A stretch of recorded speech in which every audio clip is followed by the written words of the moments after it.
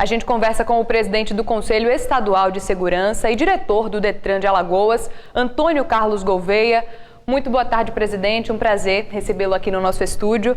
Há alguns meses houve uma mudança na gestão da Secretaria de Segurança Pública, A saída do promotor Alfredo Gaspar de Mendonça, que acompanhava lá as operações nas ruas, na verdade, foi inclusive bem traumática.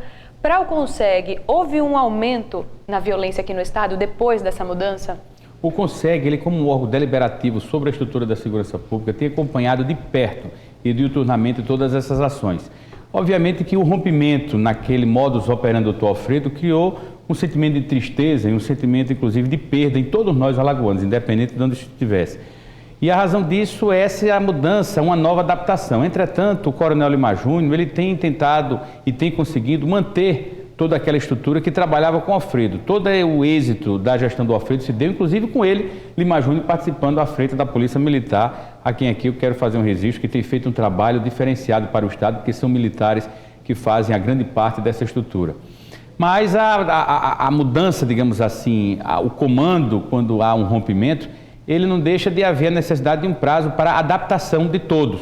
E se agregou a isso também o fato da greve da Polícia Civil. Então, na hora que a Polícia Civil estava em greve, os agentes da Polícia Civil, houve, não tenha dúvida, um comprometimento no induzir dos inquéritos policiais, o que for. Mas nada disso vai se criar uma redução, porque o próprio governador Renan Filho avocou isso como sendo um propósito dele, pessoal. Tem acompanhado isso de forma muito próxima. Na sessão de segunda-feira próxima, agora às 5 horas da tarde, o CONSEG vai se debruçar sobre esses números e começar a fazer aquilo que todo dia se faz através da mesa de situação. A mesa de situação foi algo que inovado e criado pelo secretário Alfredo com o governador Renan Filho e o secretário Lima Júnior manteve, onde todos os dias se planeja o dia seguinte e se trabalha em cima de estatística. Onde é que está tendo mais crime, onde é que se pode combater, onde é que se pode agir. E na razão disso tudo, o próprio Detran, essa semana, transferiu 7,5 milhões em recursos para a estrutura da segurança pública, justamente para instrumentalizar e dar cabimento e conta a todos os projetos iniciados pelo Dr. Alfredo e mantidos pelo secretário Lima Júnior. A gente continua falando de violência, mas dessa vez da violência nos estádios, A gente viu na final do Campeonato Alagoano uma pancadaria terrível e depois disso todas as torcidas organizadas foram proibidas de entrar no estádio. O senhor acredita que apenas essa proibição vai resolver essa questão da violência nos estádios de futebol? Por um tempo ela é extremamente necessária, justifico porque o CONSEG reuniu sobre uma bancada Ministério Público, Judiciário e todos. E justamente a partir daquela reunião, deliberou-se a possibilidade de criar uma comissão para a Assembleia Legislativa para não permitir aquela utilização de bebidas alcoólicas em grandes campeonatos, em grandes jogos. Graças a Deus a Assembleia se rendeu a esse propósito e agora nós temos uma segunda motivação, qual é? Uma ação civil pública que está sobre a relatoria do desembargador Tutimé Zairan, onde vai caber a ele a proibição dessa torcida, que não seja uma torcida única.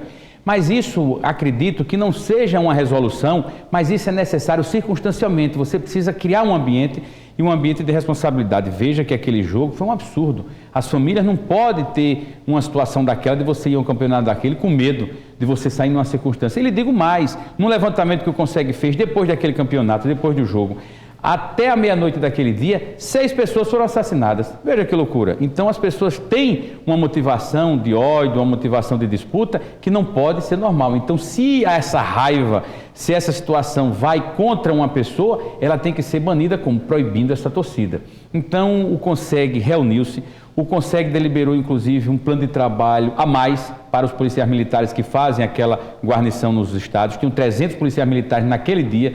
E eu posso afirmar aqui que se não tivesse aqueles militares, tragédia tinha acontecido pior.